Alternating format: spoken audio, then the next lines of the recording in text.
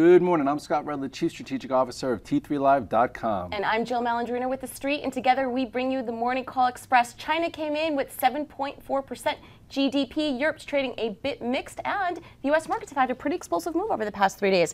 We're a little bit flat with the futures right now, so we have a lot to look at, especially huge earnings days on Thursdays. I think traders want a little flat type action. We want a little digestion, considering we just had a big 3-day move. You know, a 3-day move that I do think brushed the bears way back. Like if you're still short, you're definitely sweating. And I think even bulls like myself or guys constructive for higher prices would love to see a little sideways action, a little digestion. This way we could actually feel like we're not chasing the market, because it does feel like it's only a matter of time until we take out those September 14th highs here in the SPX. So getting into levels we're going to take a look at today, are you going to trade right into the open, or are there some key levels you're looking at before deciding if you're going to go long or short today? I think individual names will stand out. As far as the indices, I think there's not going to be much action, but if we do pull in, you know, if you look at the chart here of the SPX, I'll show you where I would be looking to buy. You know, it looks almost methodical once you look in hindsight here, but look at the retest that just happened coming into last Friday. This was the prior high. This is where we broke out, and we tested the 50-day moving average. And on that test, the market,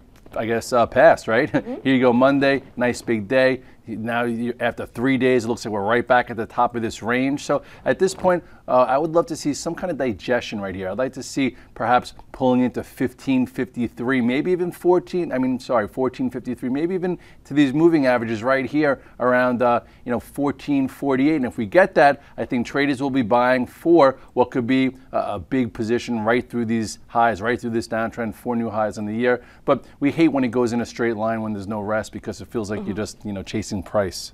Moving along to the sector spotlight, we're going to take a look at cyber security. On Monday, October 22nd, TheStreet and Zurich were hosting a webinar dedicated exclusively to the complex issues surrounding cybersecurity. For all of you traders out there, especially your sole props, your LLCs, this is really key because small business is missing out on some of this. Let's take a look at Symantec, one of the leaders in the space. I think it's a good subject, right? We just heard that somebody wanted to blow up the Federal Reserve. So anyway, you go to take a look at the the chart of SYMC. A lot of these are not really trading momentum-wise, but this one, it's coming to some support. It's holding around 17. I do think it's worth a look. There are some other stocks in this group. Just say, your fire, your disaster yesterday, FTNT. A lot of these things have not been acting well, but maybe I guess they're worth a look, considering that there might be a little bit more attention on this type of space after seeing some more increased, awareness of it. Sure. Moving along to the trenches, we're going to look at the discounter names. Dollar General, Dollar Tree, very active yesterday, and some chatter about guidance going forward into the holiday season. Let's take a look at DG. Got beat up a bit here.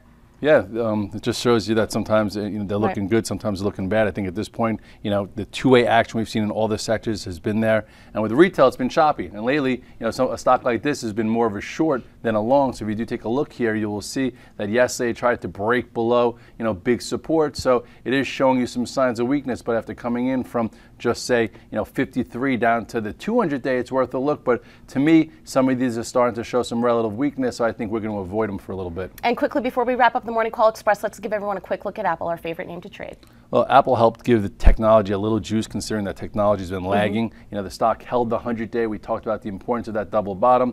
So now the question is, can it hold higher? Can it go up a little bit more heading into earnings? That big iPad mini event's the 23rd. Here is where it held, stalled a little bit yesterday. I think for Apple to be any good for traders, we want to see 643, 644 hold for a bit, and then if it does, maybe it tries for one more move to the 655 to 660 area going into the event on I think, Tuesday.